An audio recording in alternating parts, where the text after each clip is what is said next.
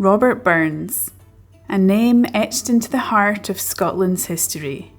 But how did a boy born into poverty in 1759 rise to become the nation's poet and have his words echo across the globe?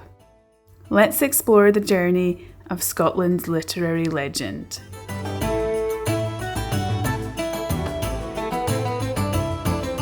I'm here in Alloway, which is located in Ayrshire in southern Scotland.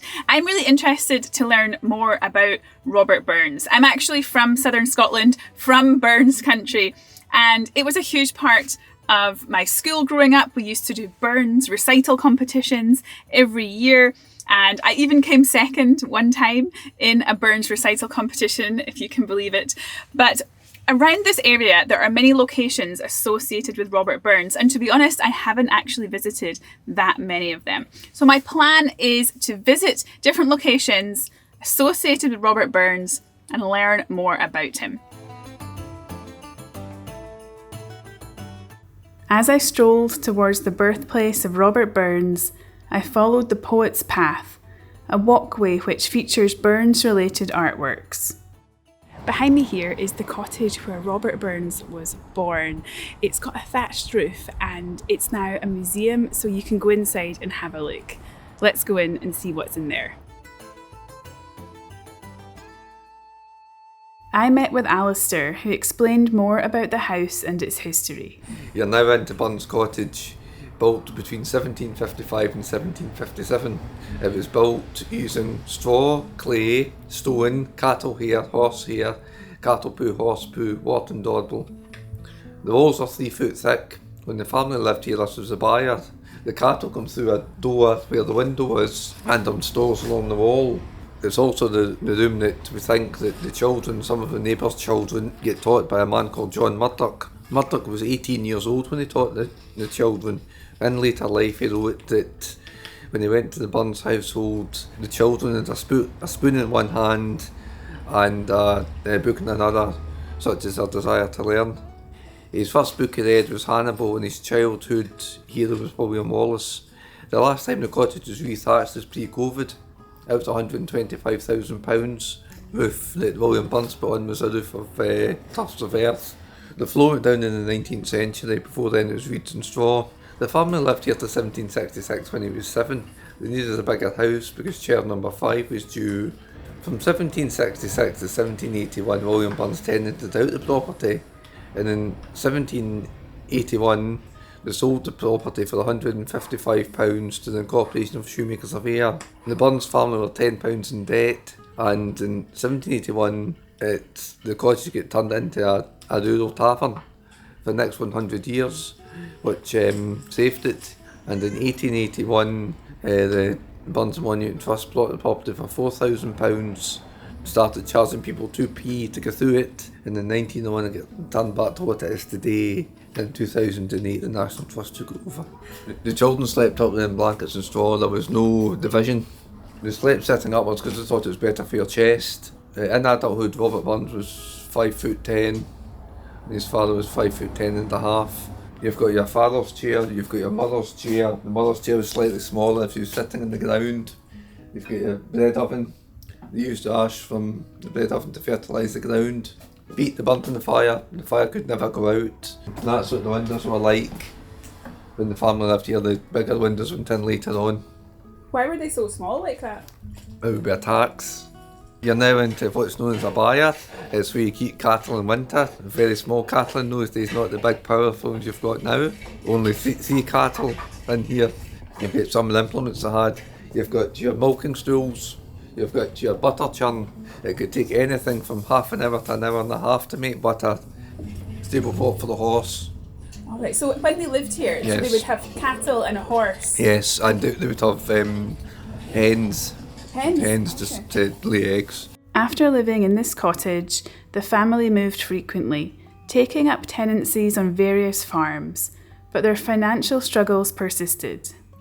Burns' poetic talent emerged in his teens, blending the traditions of his upbringing with his formal education.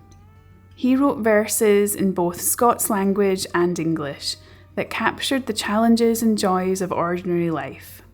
His first significant poem, Handsome Nell, was written at 15, inspired by a local farm girl. His poetry often focused on themes of love, nature, social justice, and Scottish identity. That was so interesting to see inside the cottage where Robert Burns was born, and also learn more about his father, William Burns, who was a great advocate for education, and that's why Robert Burns went on to be one of Scotland's most amazing poets. And in honour of that, they have set up here at the site of the cottage an education pavilion, so people can use this place for educational purposes. Behind me here also is the small holding where William Burns had planned to grow vegetables and things, but I don't think it ever actually happened. So the people here have then planted things in his honour. After visiting the poet's birthplace, I made my way to the nearby Birthplace Museum, one of the largest collections dedicated to Robert Burns. The museum is filled with artefacts, from handwritten manuscripts to personal belongings, offering a deeper understanding of his life and the era he lived in.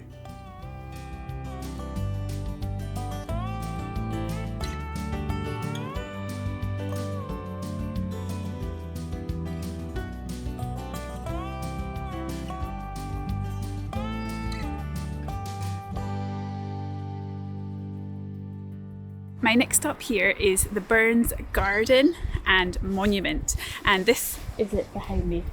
Let's go over and have a look. The Robert Burns Monument, completed in 1823, honours Scotland's national poet.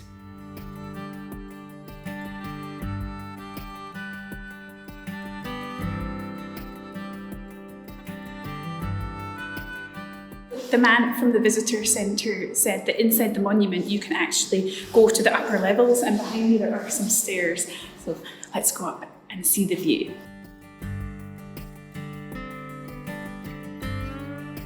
I'm up here on the upper decks of the monument. You can see a lovely view over the garden, and in the distance is a very important bridge. That's where I'll be heading next.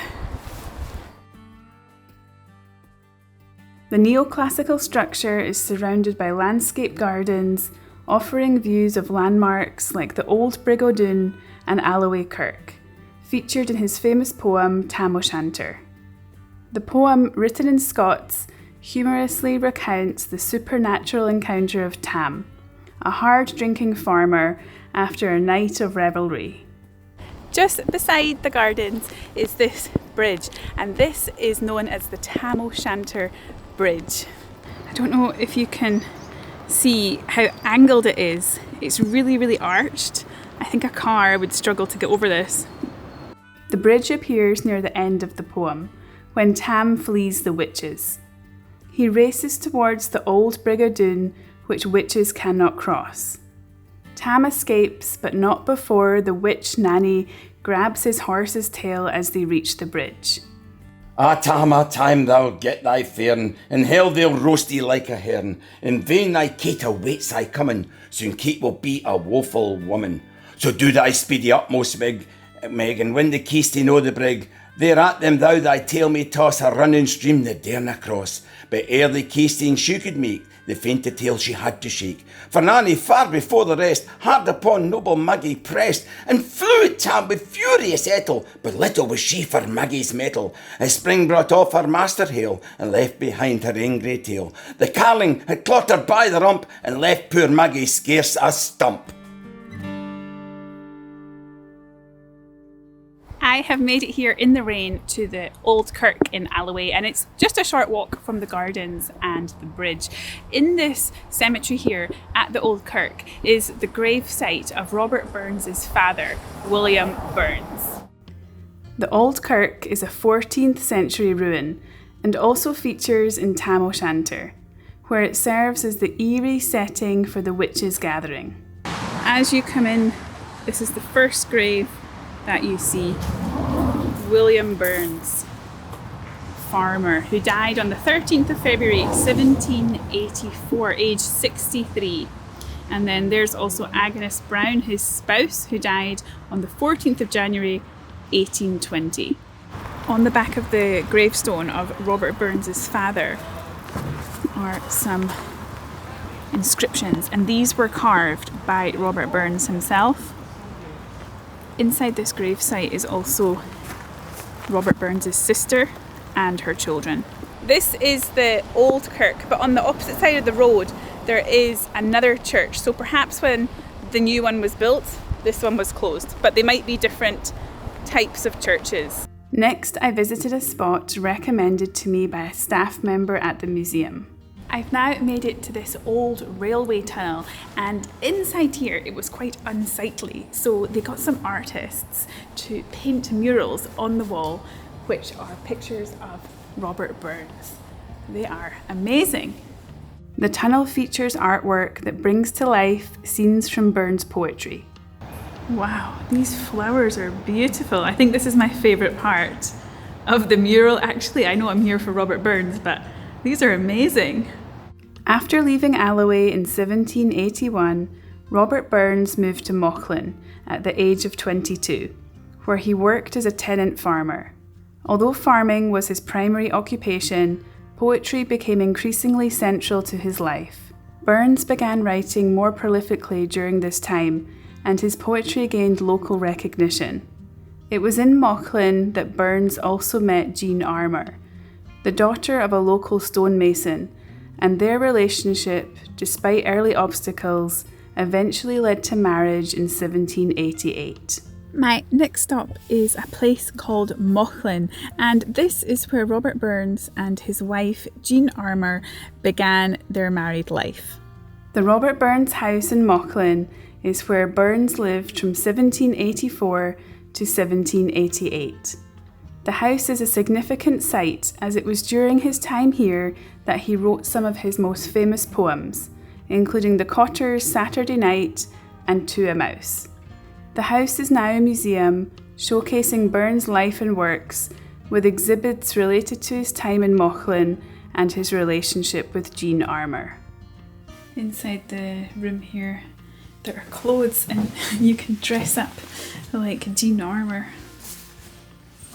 My next stop on the journey to discover Burns is the place that I'm in now called Tarbolton, and here is a place called the Bachelors Club, and Robert Burns was a co-founder of this, and it's where he learned to dance. It is pouring with rain here, but let's go and check it out.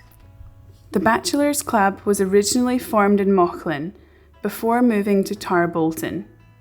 It served as a meeting place for young, intellectual men and was known for its lively discussions. The club played a key role in encouraging Burns to publish his first poetry collection, poems chiefly in the Scottish dialect, in 1786. The book was an immediate success, quickly gaining widespread attention and showcasing Burns' remarkable ability to capture the spirit of Scottish life and culture. So I have made it back into the van. Outside is out of control. Winter in Scotland is pretty cold and pretty rainy. Unfortunately, the Bachelors Club was closed. I did check the opening hours online, and during the winter it's open from 12 until 4 during certain days, but I turned up and all the doors are locked. There is no one there, so that is a bit unfortunate. I'm now going to head to the town called Dumfries, and this town has a lot of places and connections to Robert Burns. It's where he spent the later years of his life and also wrote many of his most famous works. So let's head there next. Robert Burns moved to Ellisland Farm near Dumfries in 1788 at age 29, seeking stability through farming.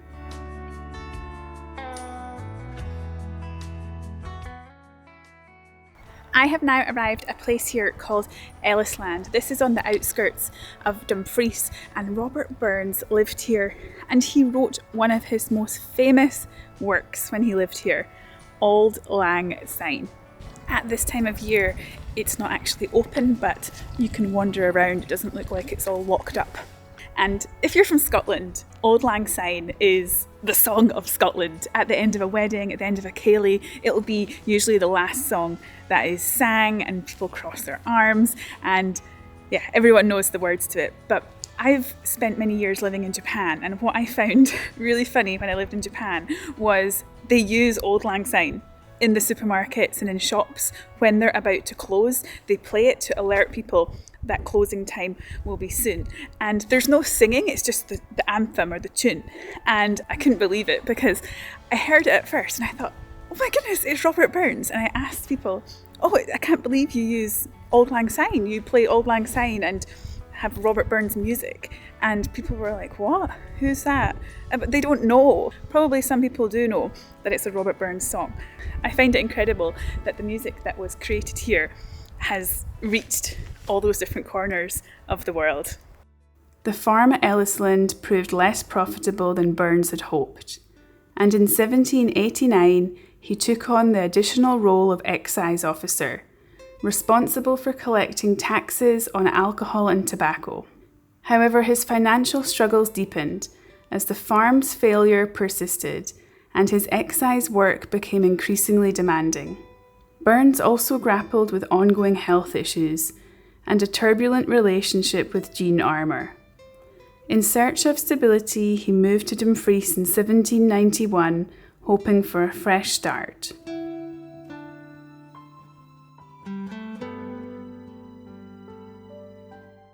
I have made it now to the town of Dumfries, and here in Dumfries are quite a few different places that are connected to Robert Burns. Down here at the river there is the Robert Burns Centre, and that's going to be my first stop. In Robert Burns' time, Dumfries was a bustling market town with a population of around 8,000 people. It was a hub for agriculture, trade and industry, benefiting from its location along the River Nith, which facilitated trade and transport. The Robert Burns Centre in Dumfries is located in a former watermill on the River Nith. It showcases exhibits on Burns' life, works and time in Dumfries. Just arrived here in the Robert Burns Centre.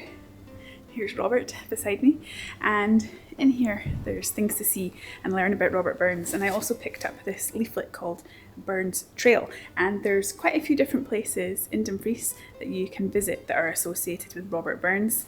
So here's the map of all the different places. I only plan to visit a few of them, the key places, but there's lots of other smaller things as well. For example, when he died, the place that his coffin was held before the procession and things like that. I'm not sure this really looks like him when you look at the pictures that people have drawn and painted of him. He looks more handsome here, I think.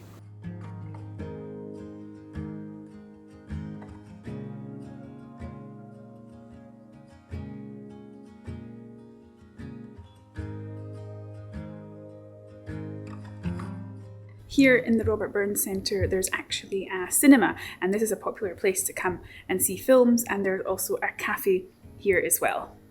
My next stop was the Globe Inn, tucked away down a quaint alley in the heart of Dumfries town centre. I caught up with Kathleen, the inn's resident storyteller. So we're here at the Globe Inn in Dumfries that dates all the way back to 1610. It's the oldest inn in Dumfries, and it has a very strong connection to Scotland's national bard Robert Burns. It was here that Burns used to spend many happy nights, catching up with his friends, staying over occasionally at the Globe Inn when he was an exciseman and he was travelling from Ellisland Farm, just about 6 miles north of Dumfries, to the town. He actually had a very passionate relationship with a lady called Anna Park, who once worked at the Globe Inn, and she was the niece of the landlady Meg Hislop. So there is a lot of strong links here. In this particular room, this is the Burns room.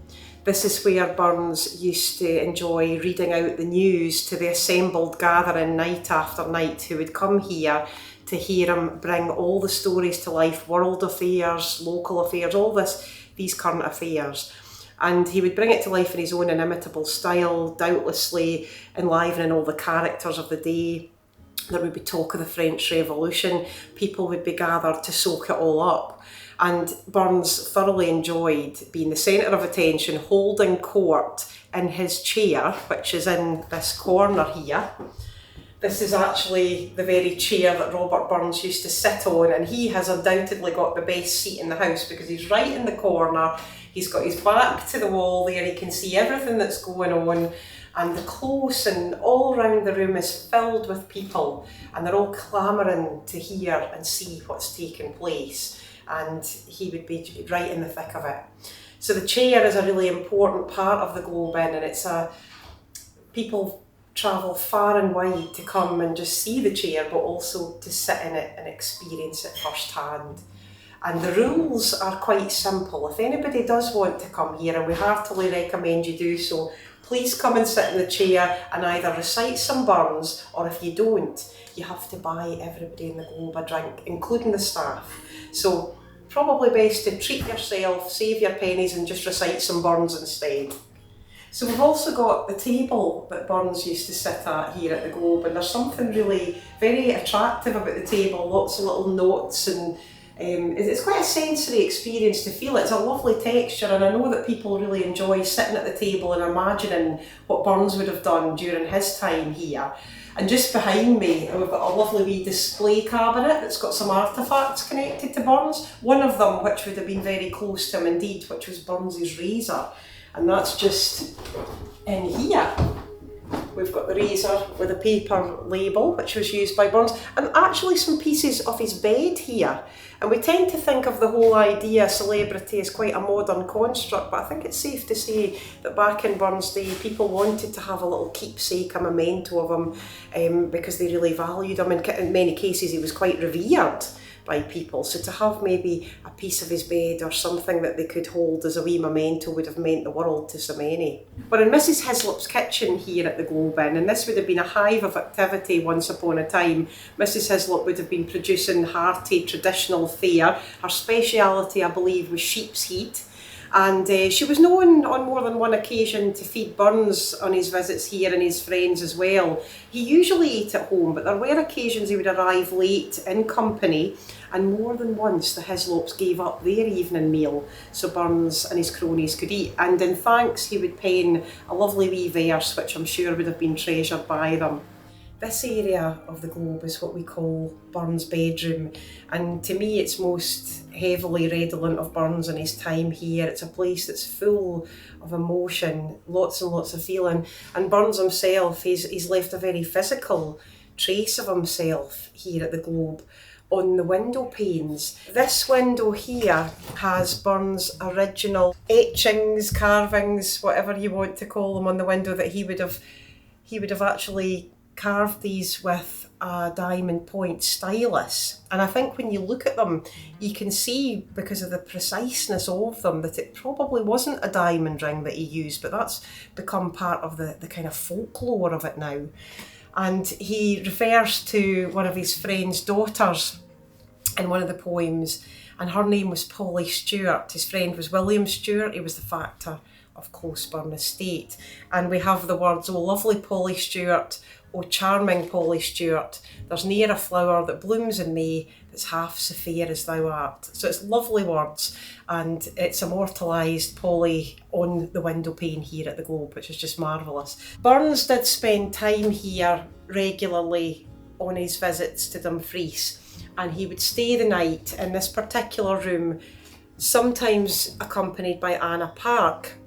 Now, he and Anna forged a very passionate relationship. He was inspired to write what he considered to be his most beautiful love song, which is the Gowden Locks of Anna. And it really is a very poignant and moving piece. Now, the inevitable happened, and Anna became pregnant with Robert Burns' child, and she had left Dumfries to have the baby. And it was on the 31st of March 1791 that she gave birth to Elizabeth Burns. But also Jean Armour, Robert Burns' wife, she was expecting a child at the very same time. Jean was at Ellisland at this point, and just 9 days later she gave birth to William Nicol Burns. So that must have been an incredibly challenging time for the couple, for Anna as well, for everyone involved. Now, there are different stories as to what happened to Anna, but we believe that she did die in childbirth. There's very little written about her. In fact, if she hadn't been linked to Robert Burns, we might never have heard her name. But we think that she died giving birth to her second child. She had met a soldier. They hadn't married. They were in a relationship. She was up near Leith and sadly passed away. So we now have a situation where Elizabeth no longer has her mother. And in an act of immense tolerance and selflessness, Jean Armour actually adopted that wee girl and brought her up as her own. And they had a great fondness, indeed a very close bond between them. And Jean brought her up till she was 16. She became known as Betty Burns after Robert Burns died, because remember he died in 1796, not long after this. So it was just Jean and Betty there. And she lived till she was 80 odd and had a big family of her own. So thanks to Jean's kindness, her warmth, her generosity and love, Betty Burns really did have a chance in life. Today the Globe Inn remains in operation and offers a blend of modern and classic Scottish cuisine at its 1610 restaurant. The inn also boasts a very large collection of single malt whiskies and has a cosy, snug area linked to Burns. Located here on the back streets of Dumfries is the Burns House. This is where Robert Burns died, and this will be my next stop. Robert Burns moved into this house in 1791 with his wife Jean Armour and their children. Together with Jean, he had 9 children, though only 5 survived infancy. He lived here until his death, and today the house is a museum dedicated to his life and work, featuring personal items, manuscripts, and exhibits that highlight his time in Dumfries. So inside one of the rooms here, they have more clothes and hats that you can wear to dress up as Jean Armour. Let's try some of them on. I think this is for kids. It's a bit small.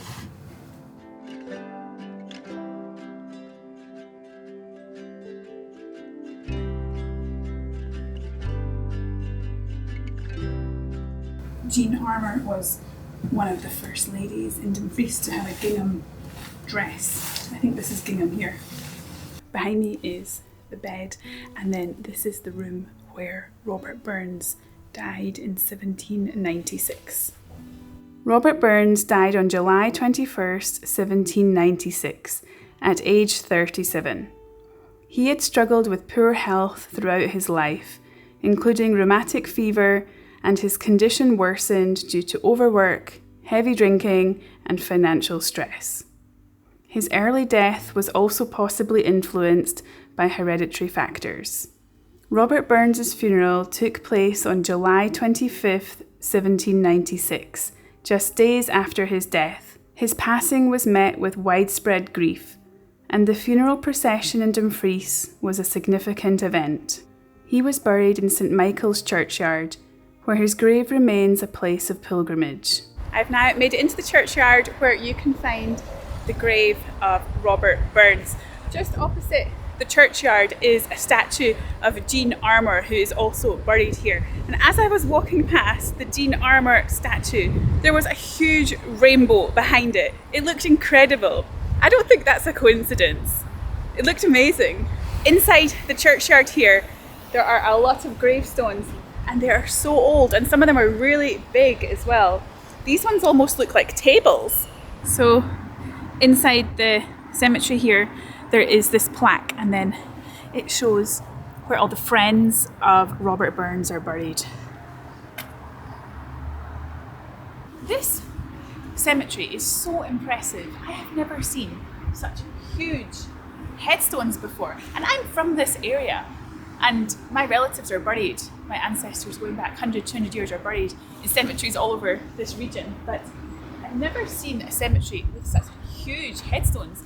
These must be very important people, very significant people in the communities at the time to have such big headstones, and they'd be expensive as well to buy.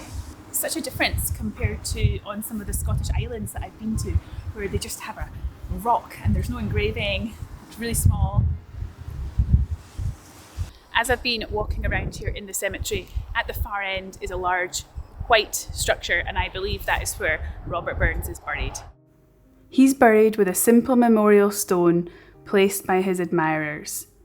In 1815, a more elaborate monument and mausoleum was built, featuring a Doric column and a statue of Burns.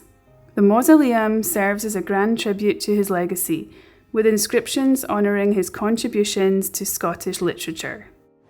Inside it's quite hard to see through this window, but you can see there the headstone, almost lying flat actually. So there's a few people buried in here.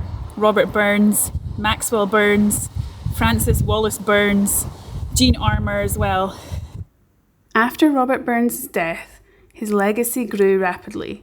During his lifetime, he wrote over 550 poems and songs, and they became widely celebrated, solidifying his place as Scotland's national poet. The tradition of Burns Night began in 1801, 5 years after Burns' passing, when a group of his close friends in Ayrshire gathered to honour him with a dinner on January 25th, his birthday. They read his poetry, sang his songs, and enjoyed a feast that included haggis, a dish famously praised in Burns' poem Address to a Haggis. Over time, the event grew in popularity, eventually becoming a beloved national tradition in Scotland and beyond. I had the chance to meet with Tom Grierson, the owner of one of southern Scotland's finest butchers, to learn more about haggis, the traditional dish enjoyed on Burns Night. So here at Grierson Brothers, we make our own haggis, week in, week out. This is a finished article here in the natural skin. We also do it in slices, which comes for like a breakfast slice. And what we've got in front of us here is exactly what we use to make it. So you've got lamb's liver, we've got a lamb heart, you've got your lamb lungs, we've got your beef fat, beef suet. We put raw onion into ours, then we've got medium oatmeal, and then we also have a mixture of seasoning. So all your first three ingredients, your heart, liver and lungs, all go into a big boiler with water, and they get simmered until they're all cooked. So they're cooked for about an hour and a half, they get tender. Then they get minced through with the beef fat and the onion. Then they get mixed up with the oatmeal and the seasoning, and then that goes into either your synthetic casings, which makes your slice, or your bung, your natural casing, your ox bung. And how long is the process to make haggis? It's usually, well, with cooking and all the rest of it, probably takes about 3-4 hours. Do people buy haggises all year round? Yes, it used to just be mainly buns, but now it's all year. Especially in this area here, we still have some tourists come to this area all the time, and they always take a haggis home with them. I am back from the butcher's with the haggis. Here it is. Now it's time to cook it up and serve it. Okay, so the haggis is going to go into the foil. Okay.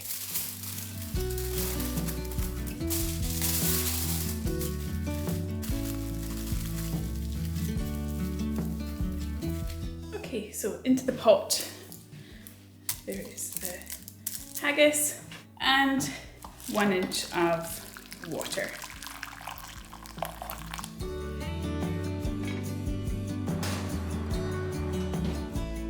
The haggis will cook in the oven for 1 hour and 45 minutes. The haggis was cooking for around 1 hour and 45 minutes, and this is the end result. It looks a little bit like a fat sausage. Today is the 25th of January. This is Burns Day. When a haggis is served at a Burns supper, usually a poem called Address to the Haggis is recited. This is a poem that was written by Robert Burns. Fair fire on a sonsy face, great chiefin in the pudding race, I bin the ma you tak your place, pinch triport there. We'll are you wordy o a grace, as lang's my arm.